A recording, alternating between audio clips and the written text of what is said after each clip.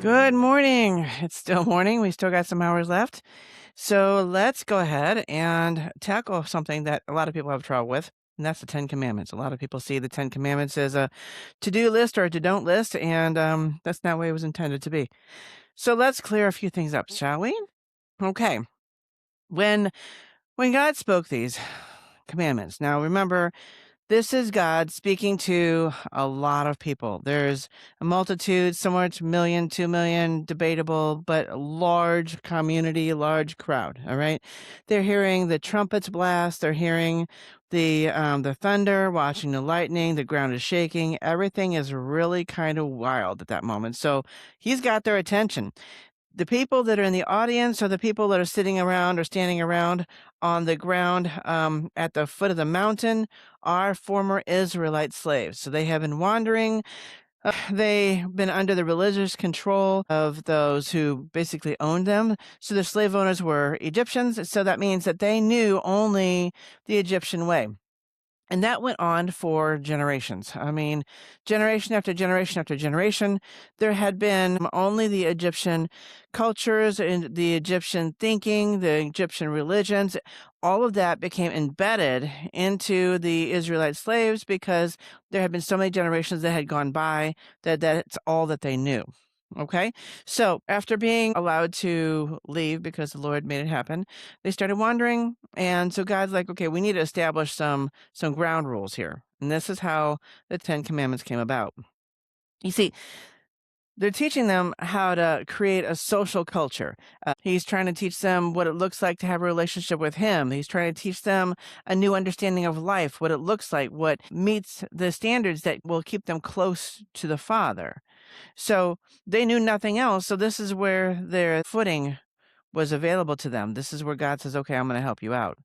God is teaching the people how to govern themselves. Okay. He's teaching them as a group and a community and a society how they can release their former teachings of Egyptian ways of thinking and adopt the standards that keep them in the closest proximity spiritually to the Father. There were 10 standards that created a foundation from which they were to build. So let's begin. Ready? Commandment 1 at Exodus 20:2 and 3. This is the NIV. I am the Lord your God who brought you out of Egypt, out of the land of slavery. You shall have no other gods before me. Seems simple, right?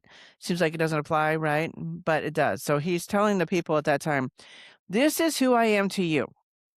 He's not saying I'm the creator of the universe. I'm the one who built the trees. You see those mountains over there? I did that too. You see the stars? Those are mine as well. No, what he's telling the Israelite slaves that are now free, this is who I am to you. This is who I am as the Father, the creator of the universe, is to you. He's not identifying himself as this grandiose anything that's so ethereal that they have trouble wrapping their arms and their thoughts around it. He's saying to the former slaves, this is who I am to you.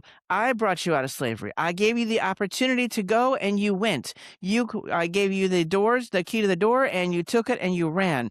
That's what he's saying. This is what I did for you. However, he goes on to say, you shall have no other gods before me. He's telling them, look, I've given you this opportunity. I'm being personal to you. I'm showing you what I did for you individually, for your family, for your group.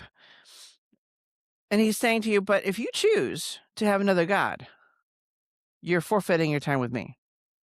That's what he's saying. He's saying, I did this for you. This is who we are. This is how you are to me. But if you choose something else, I'll honor that and I'll let you do your thing. And then you can just move on. See, what God is doing is he's establishing healthy boundaries. We have trouble establishing healthy boundaries here on earth. We can't get healthy boundaries in our relationships to save our lives. Every time we turn around, somebody's pressing in our personal boundaries, and a lot of times we're just letting it happen. God is saying, that's not me. You're not doing that to me. We have boundaries. You're gonna not have another God and then come back to me whenever you want something else. No, no, no. Either I'm your God or I'm not. Either I'm the one you go to that you believe that you see who I am, or I'm not. You choose. Free will. He's setting healthy boundaries and standards for that relationship. Period. Number 2. Exodus 24 through 6. You shall not make for yourself an image in the form of anything of heaven above, or on the earth beneath, or in the waters below. You shall not bow down to them, nor worship them, for I, the Lord your God, am a jealous God, punishing the children for the sin of the parents to the third and fourth generation of those who hate me, but showing love for 1,000 generations of those who love me and keep my commands. Sounds rough, right? Yep. You see, but you have to understand it in full context. Back then, during that time frame, again, he's talking to the former slaves, Egyptian communities. That's what they grew up in, most of them. So they witnessed and saw how these paganistic ways of life were accepted. It was normalized. The deities, the idols, the false gods were created out of wood or brass or bronze or whatever they had. They created these idols. They put them where they wanted them. They worshiped them. They gave them food. They bowed to them. They did all this stuff. But on the flip side, what they also did was they carried them around with them wherever they wanted them. They decided when they were going to talk to them and just get what they wanted out of them. It's a very shallow, very controlling relationship that they were trying to create with these pieces of wood and marble and brass and whatever else they were using. God says, I'm not that God. You won't control me. You're not going to stick me in your pocket and carry me across the desert. No, you're not going to do that. You're not going to stick me in a closet or in a corner and come back whenever you want to wipe the cobwebs off of me. He's like, no, you're not going to do that. You're not gonna have a check boxes of behaviors and then tell me that you deserve it. You're not gonna do that either. He says, no, no. They treated these idols as if they were their personal genies, making demands, checking boxes of behaviors, and even creating a sense of control over their world, utilizing these deities that they themselves created. You can't create God. God says, you won't create me. I created you. Stay in your lane. God's saying that he will not be controlled.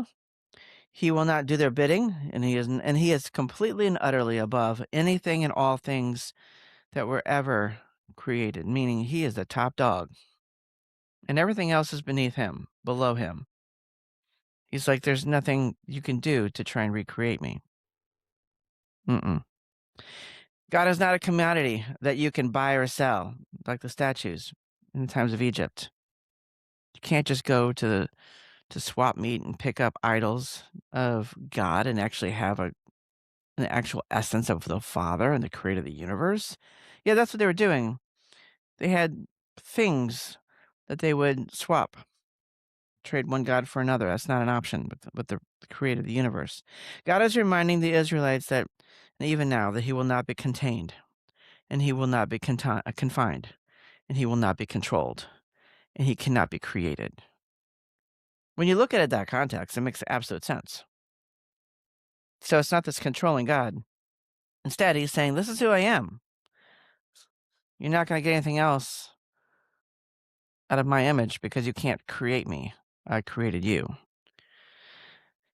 3, Exodus 20 and 7. You shall not misuse the name of the Lord your God, for the Lord will not hold anyone guiltless who misuses his name. A lot of us have heard it in this way: you shall not use the God's name in vain, or you shall not misuse God's name in vain. It's sacred. I mean, I don't know how to make it any more clear than that. His name is sacred. See, back in the day when, so we're talking to Israelites. Okay, they would have understood at that moment when they were speaking to them that every name had a mission behind it. It had weight behind it. It had the essence of something behind it. It had a purpose that was tied to it.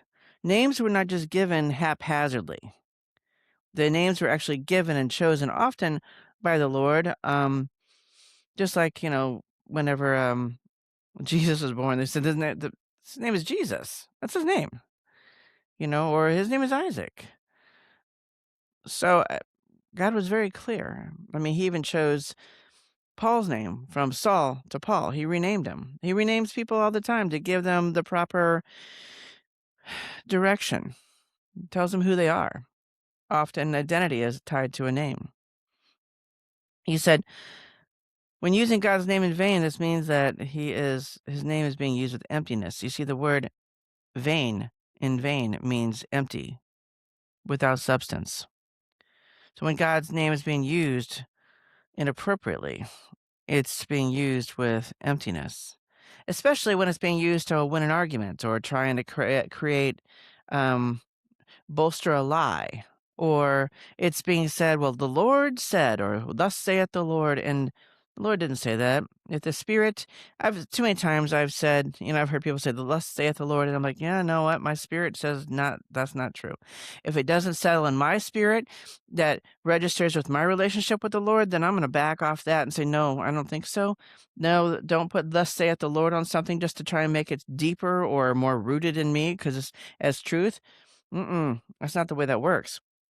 To use his name to create more believability or to win an argument or a lie or to position yourself to a more convincing, more palatable position is offensive to God.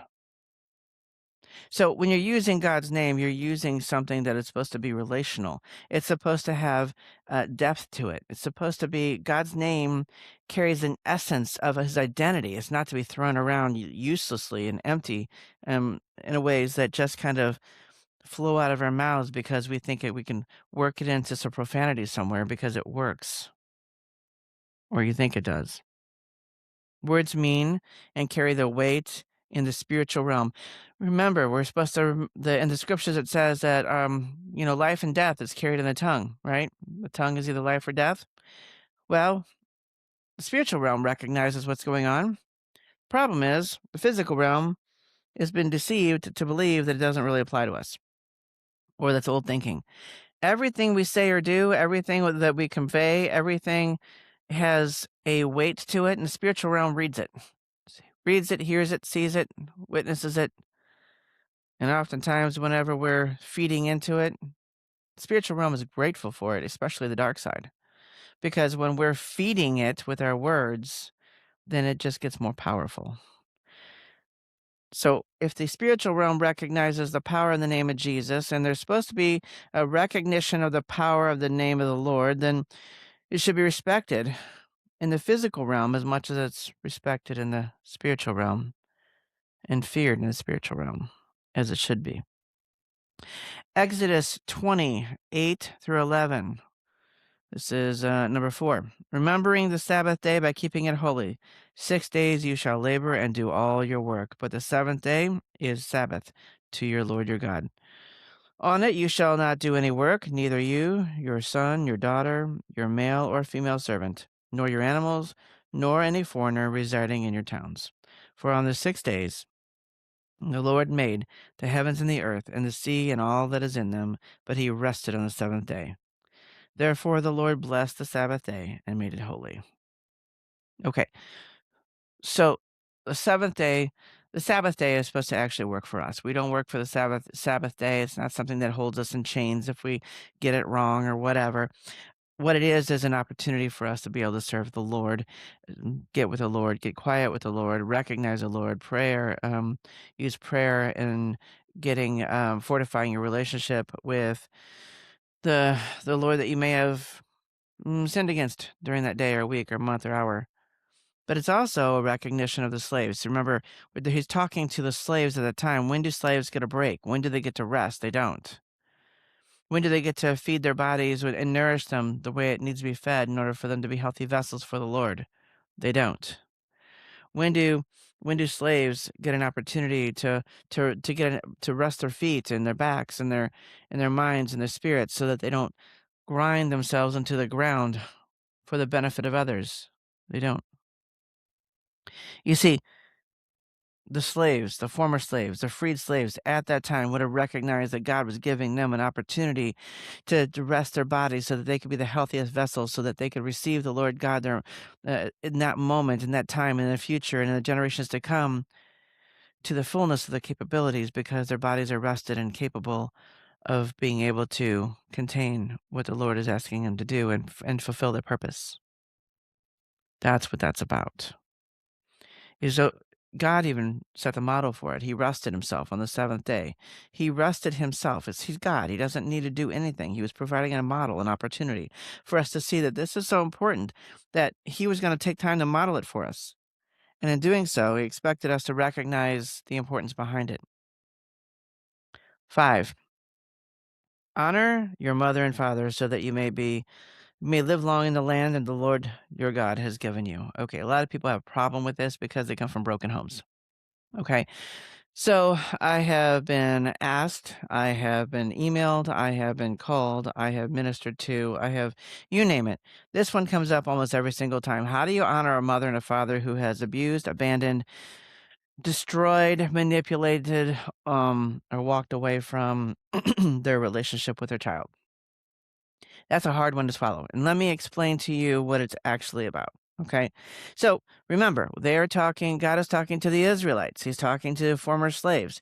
He's trying to build a foundation for their upbringing. He is reminding them of testimony. He's saying, look, stay close to the healthy unit, the mother and the father, that is a healthy unit, so that you can learn the legacies, the testimonies. As you go forward, they learn the legacies and the testimonies that the Lord has brought them through, that so they can remember how to build a civilization that reflects what the Father has put in them, that emanates the Spirit of the Lord, so that they don't get lost and wander again spiritually. That's what he's saying. Just as Adam and Eve and Abraham and Moses and they all told their children, Cain and Abel knew about God. Adam and Eve and Moses and Noah and Abraham and all the others, they weren't quiet about their relationship with the Lord. They told him of all the testimonies. They gave him all the teachings. And from that, we have a civilization that built untouchable relationships with the Father. The disciples, they did the same thing by conveying all the information that was provided. So God is saying, look, you got a mom and a dad sometimes. If it's a healthy unit, then listen to what they have to say and learn what they have come through and what God has delivered them through. Remember that I opened the doors so that you could get out of Egypt, so that you could be free, so you could learn about me, the Father, so you could learn about the opportunities for you to fulfill your purpose, so you could see the bigger picture instead of sitting in the smaller picture that's right in front of you. That's what that's about. That's why it's so important to honor your father and mother. Now, again, he's talking about those who have a healthy unit, have the fellowship in your home. Always honor people, respect them as best you can, no matter what. But that's what that meant. You see, and then of course number six, that you shall not murder. Okay, this is one that should be obvious. You shouldn't murder. Murder is bad. You can't do it. You shouldn't do it. Stay away from anything that might lead you down that path. Murdering the innocent is a crime against God, and this is because it carries a blueprint. See, every child that was ever born carries the essence and the blueprint of the Lord inside of us. That's why we, the people today, we still crave acceptance and love and to be known and to be part of something that's bigger that we know is out there somewhere. It's why we feel sometimes we're lost or there should be more. It's because that our cells and our DNA recognize the Father. Remember, the scripture said he knew our unformed bodies. He gave us purpose. He gave us all of our talents. Everything we have, he's given to us by the Father.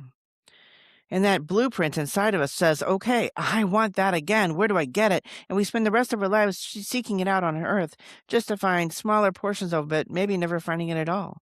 It's because the only place we can actually get it is through the Father.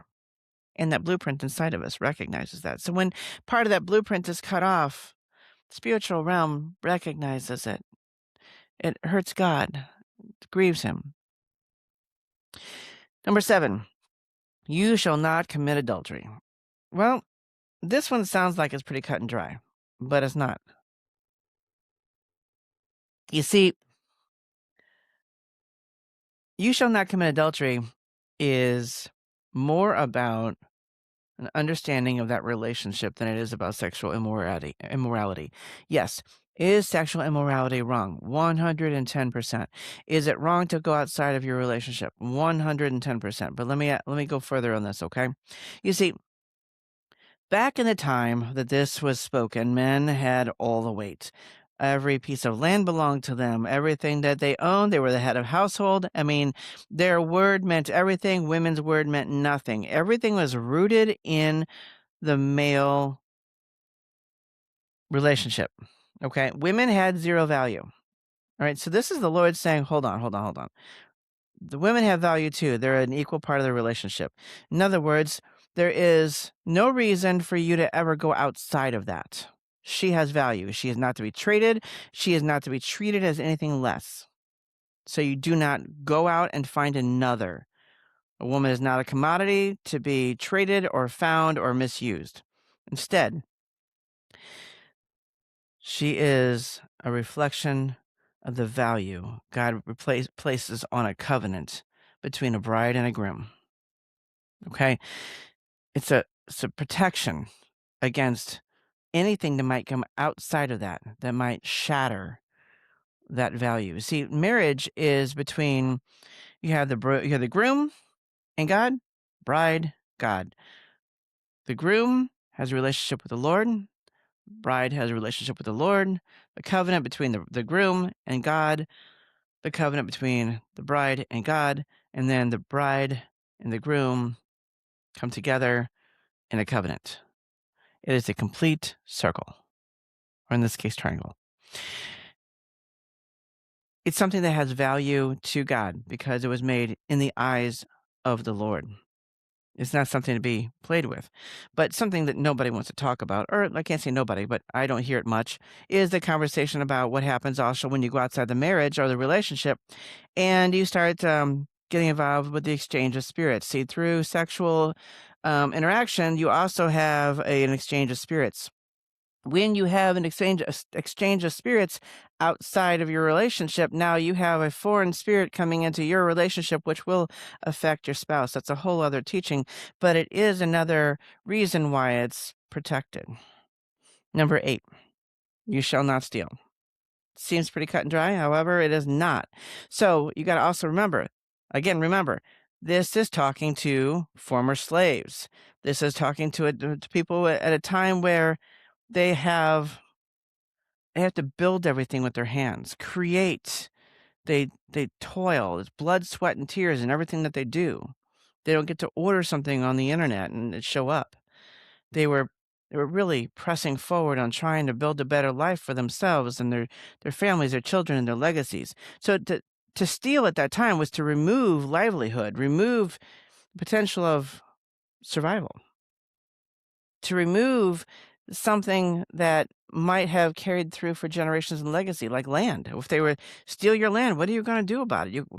That's why land has been fought over for so many generations, and there's no getting away from that. You see, when humanity no longer cares for the losses of another, then you start feeling the darkness break in. When you see somebody whose blood, sweat, and tears and all their life has been spent creating a homestead or a household or a land or whatever they've built with their physical bodies and hands to build a better future for their family and children. And when you see it gone and the legacy is now deteriorating, we're supposed to have compassion for one another. So whenever we no longer have compassion for one another and instead desire to take it, humanity breaks down. Darkness creeps in. Back at the time of Jesus, it was not just a way to feed your family, land wasn't, but also a way to pass on the legacy and inheritance. In order to be as low as possible, to steal someone's legacy also meant to take away from their family, their children, and their survival. Number 9, you shall not give false witness against your neighbor. Okay? Basically, don't lie about them. Don't lie. This is pertaining to testimony. So remember, back in that time, when you lied, there was significant punishment, death, stoning. I mean, it wasn't just a slap on the wrist and you get a simple ticket. No, you could die. So this is to protect the innocent. You shall not give false witness against your neighbor, because this could mean life or death in the most literal sense. And then finally, number 10. You shall not covet your neighbor's house. You shall not covet your neighbor's wife, or his male or female servant, his ox or his donkey, or anything that belongs to your neighbor. This directly addresses the spiritual heart condition of society. Okay. This is anyone who displays this kind of desire to take or have what somebody else is having is basically saying, I want to be them. I want their identity. I want their essence. It's a spiritual condition that becomes dangerous to themselves or others. You see, scripturally, it basically means to covet means to try and take on somebody else's skin, take on somebody else's identity, crawl into their clothing and into their lives, take it over. It's choosing to sink more weight into that person than their own. They're forfeiting their identity for something else that they want. It's it's awful. It's not just as simple as being jealous. It's refusing who God says that they are and saying that what God created and provided to another is better, so they're just gonna take it. Even if they don't physically take it, in their mind, their body, and their spirit, they've already coveted it up enough that they are taking it. And as a result, oftentimes they become untrustworthy. They become manipulative, conniving, and you start seeing the fruits of the darkness that resulted for that covetous desire. So, this is what the Ten Commandments was actually about: creating a culture, creating a community, creating something that was bigger than just a series of rules and regulations. This was about love. God created them an opportunity to learn what it was to stay in relationship with Him, to set aside everything that they had learned from being in Egypt and under the rulings of their religious societies. And instead, the Lord said, This is my commands to stay close to me, not because I want to rule and reign over you as a dominant force, but instead I want to be in a relationship with you, and this is how you stay close to me. This is how to best love one another, and this is how best to multiply and become a great, great nation who is truly under God and truly loving of what the future held for them. So, this is what the Ten Commandments was about. It's about love, it's about care, it's about protection, it's about grace. Amen? Amen.